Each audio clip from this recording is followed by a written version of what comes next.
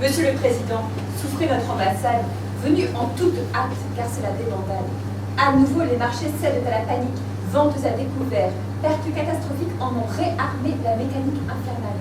Nous sommes menacés d'un plongeon abyssal. Cependant, votre Altesse, ne vous trompez pas, ce ne sont des subprimes qui repassent l'État.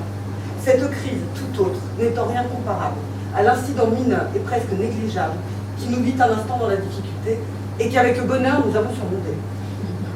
Considérant la gravité des faits, il est de nos devoirs, ayant dit nous respect, de dire également que dans cette thrombose, c'est vous que l'on attaque et qui êtes en cause.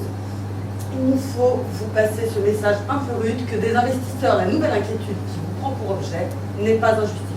Nous dirions même qu'elle est très bien fondée. Monsieur le Président, c'est la dette publique, dont le niveau est devenu astronomique.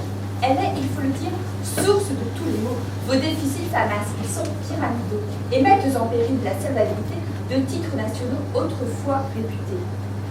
Vous savez l'amitié que tous nous vous portons, et aussi nos hommages dus à votre fonction. Mais c'est notre devoir de vigie impartiale de dire également quand les choses vont mal.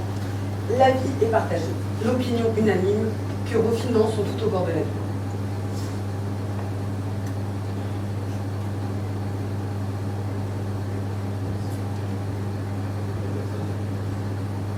Oui, votre personne, Altesse, n'est en rien concernée. Ce sont vos fonctionnaires qui le savent gérer. Ne suffit-il d'entendre le mot fonctionnaire pour entendre incurie, gabégie nécessaire? C'est le drame d'essence, fatalité d'essence. Illustré par l'histoire, confirmé par la science. L'État est incapable. Il ne sait pas gérer. Il ne sait même pas imiter le privé. Monsieur le Président, pour toute leur rudesse, ces mots n'en sont pas moins d'une grande justesse. L'État doit se reprendre, il doit se réformer. La situation est grave, elle peut basculer. Les marchés sont inquiets, et légitimement. De votre dette, ils redoutent l'emballement. Ils craignent de vous voir devenir insolvable, et que votre défaut, autrefois improbable, détruise ce qu'en vous ils avaient de confiance. Or, que font les marchés en pareille circonstance? Ayant peur que leur gain un défaut nous confisque, ils bazardent vos titres, abandonnent vos risques. Les cours chutants font grimper les taux d'intérêt. De là, le poids accru que prennent tous vos prêts. Déjà préoccupant, votre problème empire. Dites-moi quel degré n'atteint pas ce délire. C'est le délire de votre monde rêvé. Monsieur le Président, ces propos sont fondés. La défiance est très grande. Les marchés dégringolent et nos taux d'intérêt soudainement s'affolent. Je vois monter le coût de nos fonds empruntés et le cercle vicieux s'auto-alimenter. Plus notre dette monte, plus les marchés s'inquiètent. Plus les marchés s'inquiètent et plus cher ils nous prêtent. Plus cher nous leur payons, plus nos dépenses croissent. De sorte qu'à la fin, les déficits s'entassent. Ce système est pervers. Une perfidie suprême. La dette toute seule s'y fait croître elle-même. Mais comment pouvons-nous sortir de cette nasse? Il faut tuer ce système, envoyer à la casse. Monsieur le Président, vous n'avez pas le choix. Aux ordres du marché, vous devez faire vos droits.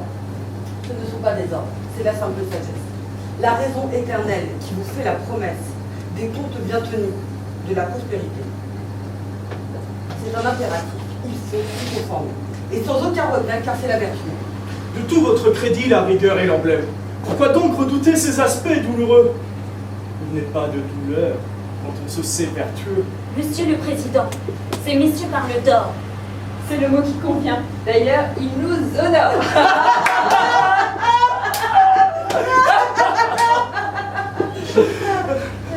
J'aurais bien fait rimer avec alligator, mais la règle des vers est parfois difficile. Et qu'à cela ne tienne, je prendrai crocodile. Quoiqu'avec à l'esprit comme une hésitation. La bête devra-t-elle désigner les banquiers, ou plutôt celle à qui on les ferait manger? À moins que, cheminant à partir de sans rien, on en arrive vite à parler de vaurien. Monsieur le Président, vos amis ont raison. Écoutez leurs avis, jaugez la situation. C'est bien imprudemment que nous avons laissé creuser les déficits et la dette exploser. Il faut de toute urgence y mettre le haut là. Je m'en vais annoncer la rigueur de ce pas. Mais ne craignez-vous pas d'ajouter au marasme? D'amener la croissance à l'état d'ectoplasme? Monsieur le Président, prenez le bon chemin. La rigueur aujourd'hui, la croissance demain. L'économie se meut en un ordre immuable. immuable, vouloir me renverser serait épouvantable. Monsieur le Président, la crise se propage et c'est l'Europe entière qui fait bientôt naufrage. Partout, les mêmes causes, donc les mêmes effets. Partout, le lancinant problème des budgets. Les dettes souveraines sont toutes attaquées. Tous, à la même urgence, nous sommes confrontés. Regagner la confiance de nos investisseurs nous oblige uniment à la même rigueur. J'entends bien le chômage, les usines qui ferment. Ne disons plus rigueur, là ils sont jusqu'au terme. Car le peuple est bien trop prompt à l'affolement. Il faudra par après expliquer longuement qu'au-dessus de son bien, il se trouve des lois quasi naturelles, qui ne souffrent donc pas qu'on puisse avoir l'idée d'y déroger jamais, ou de leur témoigner un respect imparfait. Tout comme les planètes en leur révolution, l'économie possède sa gravitation. Qui serait assez fou pour donc exiger des graves vers le haut de maintenant chuter? Nous devons déférer aux lois de l'univers, et c'est pourquoi je dis la rigueur nécessaire.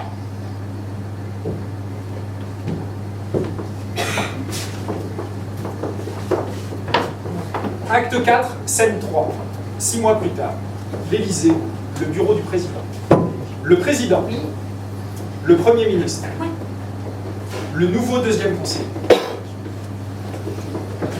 Troisième conseiller.